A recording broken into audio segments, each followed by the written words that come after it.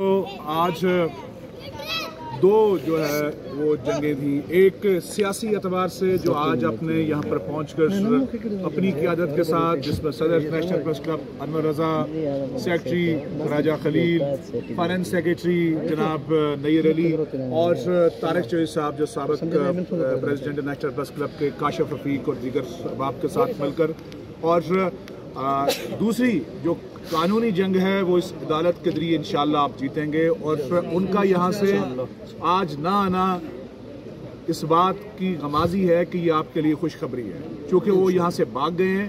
اور تیسری بات، آپ نے ووٹ کی طاقت کے ذریعے اسی پینل پر اعتماد کا اظہار کرنا ہے۔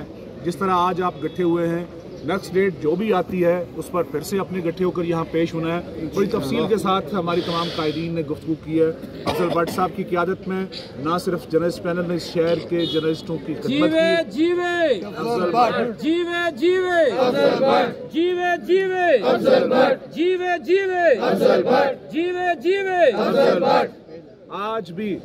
آج بھی وہ ارلی مارننگ سے لے کر اب تک جو ہے وہ مسلسل رابطے میں تھے، اور وہ ایک ایک شخص کو ٹچ کر رہے تھے کہ کیا صورتحال ہے، کون کون پہنچا، کون کون نہیں پہنچا۔ اس سے آپ کنسرن دیکھ سکتے ہیں کہ جو نئے لوگ ہمارے اس قافلے کے اندر، یعنی جن کو پریس کلب کی ممبرشپ ملی ہے، یہ ان کا حق تھا جو جرنلسٹ پینل نے ان کو دیا۔